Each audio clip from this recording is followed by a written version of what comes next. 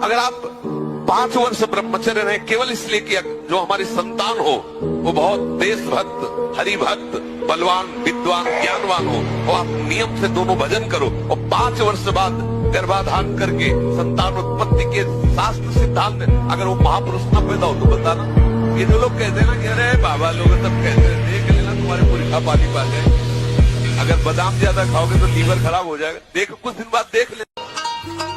बहुत सावधान, आप लोग दुर्भाग्य का निमंत्रण मत दें।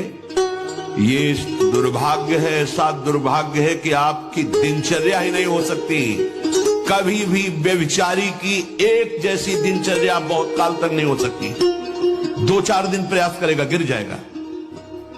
ब्रह्मचर्य कभी भी दिनचर्या में फर्क नहीं पड़ने देगा, चाहे जैसी स्थिति हो। चाहे शरीर नहीं उठ पा रहा तो उसका चिंतन भाग उसी को नहीं लगेगा। इसलिए सामान्यता जिसे हम बहुत सरल समझ रहे, बहुत सुख समझ रहे, इसको आप सावधानी बहुत ध्यान दीजिए। बहुत ध्यान का इसलिए विषय है कि ये नींव है हमारे अध्यात्म की, हमारे परमार्थ की। नहीं, यही सात्विक बात है। अगर नहीं तो ये तो सब केवल नाटक है माया का। चाहे जितना शरीर बना लो, कर्म बिगड़ गया, एक्सीडेंट हो गया, मेढक की तरह फंस जाओगे। 1 साल में आप बदल जाओगे। 1 साल में चेहरा बदल जाएगा, जीवन बदल जाएगा। हमारी बात मानो, 4 बजे उठ करके शौच स्नान करके यदि 20 मिनट व्यायाम करोगे रोज, तो आप देखोगे वरदान की तरह काम करेगा। दवा कोई वर्जिश से बेहतर नहीं। नुस्खा है कम खर्च, बाला नसेन शक्ति बढ़े, फुर्तील है चोट न अधिक पिराए, अन्न पचे चंगा रहे, कसरत सदा सहाय। आदमी अगर त्रिकाल संध्या करने वाला हो और शुद्ध यज्ञ धारण करके आदमी ऐसे तो परम सत्य वैसे हो जाएगा जैसे ऋषि मुनियों के हिसाब से होगा, वैसे बिल्कुल अक्षरशः अंतर नहीं।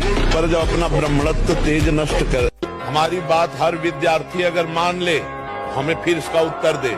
आप अपने ब्रह्मचर्य को क्षीण मत करना, आप कोई नशा मत करना जब तक विद्याध्ययन कर रहे हो। ये बहुत बड़ी साधना है। और अगर आप ग्रेजुएट ना हो जाए तो मुझे बताना। आप शरीर पवित्र रख के देखो 1 महीना, झूठा मुंह मत रखना, शरीर पवित्र रखो और ब्रह्मचर्य रह के देखो। 1 महीने में आपको ऐसा लगेगा आप देवता है। 1 महीने में लगने लगेगा, एक मतलब दिव्यता आने लगेगी। दोनों के बीच के स्थान में ठीक एड़ी ऐसे लगी हुई, और जो दाहिने पैर की एड़ी है वो ठीक मूत्रेंद्रिय के ऊपर लगी होती है, ऐसे लगी होती है, और ठीक ऐसे बैठा जाता है।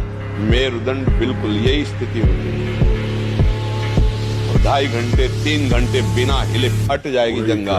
अभ्यास छोड़ना होता। उनकी शरीर में रज लगावे, चरणामृत पिए। चरणामृत बहुत सामर्थ्यशाली है, समझ नहीं पा रहे लोग। अकाल मृत्यु हरणम सर्वव्याधि विनाशम, श्री कृष्ण पादोदकम पीत्वा पुनर्जन्म न विद्यते। रोज चरणामृत पान करने वाला भगवत प्राप्त होगा।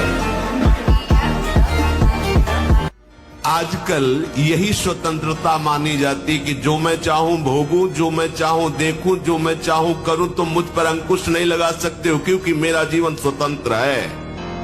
वाह! इंद्रियों के विषयों की गुलामी करते हो, मन की गुलामी करते हो, शरीर की गुलामी करते हो और अपने को स्वतंत्र समझते हो। कहते हो हम स्वतंत्र हैं, जो चाहेंगे करेंगे। अरे जो चाहेंगे करेंगे तुम नहीं, ये इंद्रियां जो चाहेंगी तुमसे करवा लेंगी। मन जो चाहता है वो तुमसे करवा लेता है। तुम गुलाम हो कि स्वतंत्र? देखो ना।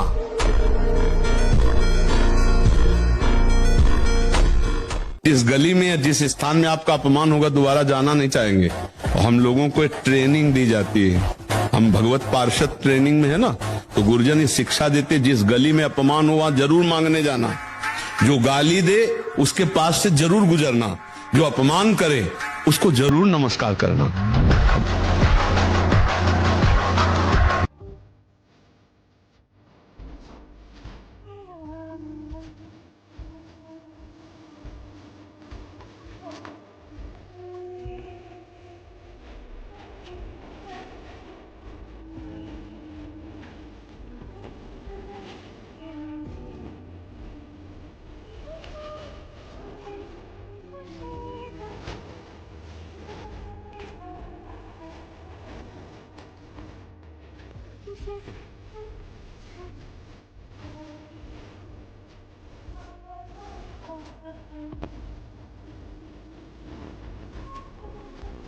बेटा, जो बनना चाहते हो वही सोचो, जो सोचोगे वही बन जाओगे। यहाँ का कुछ ऐसा ही है, जैसी सोच रखोगे वैसे ही स्थिति आ जाएगी, जैसी स्थिति पाना वैसी सोच रखो।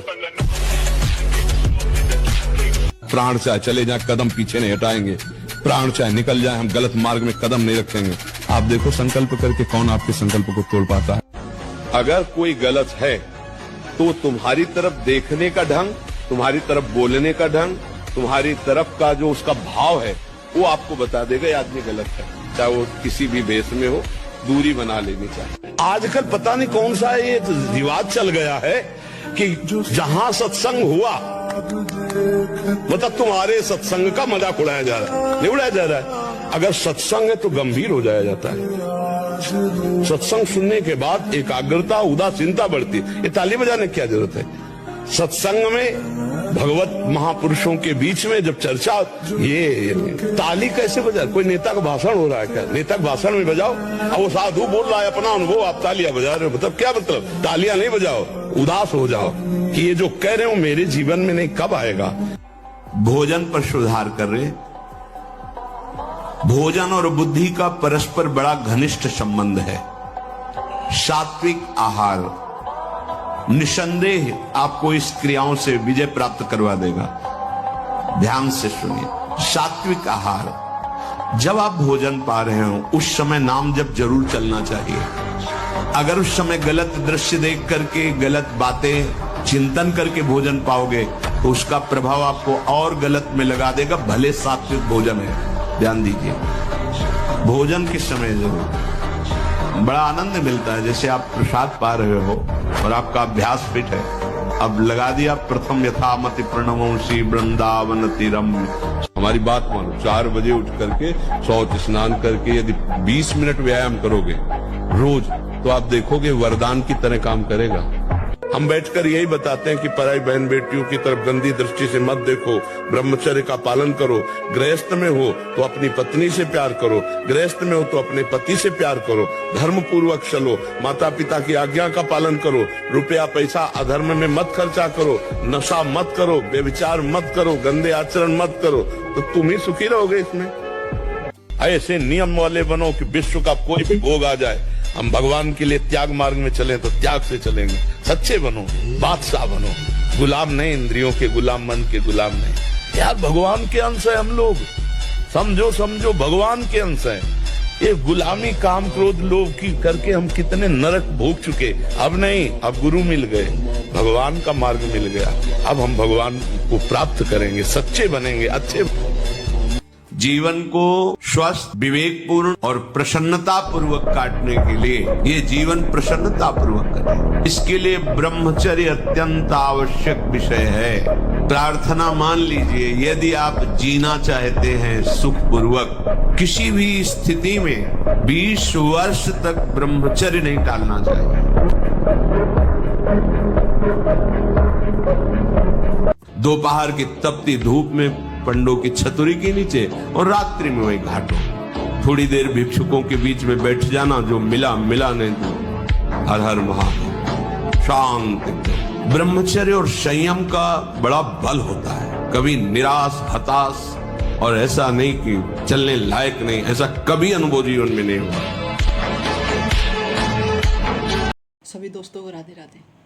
मुझे तो आप सभी जानते होंगे, मेरा नाम पुनीत है और मैंने पहले भी 2-3 बार ब्रह्मचर्य करने की सोची है और करा भी है, लेकिन मैं 2 महीने से ज़्यादा देर तक ब्रह्मचर्य नहीं रह सका।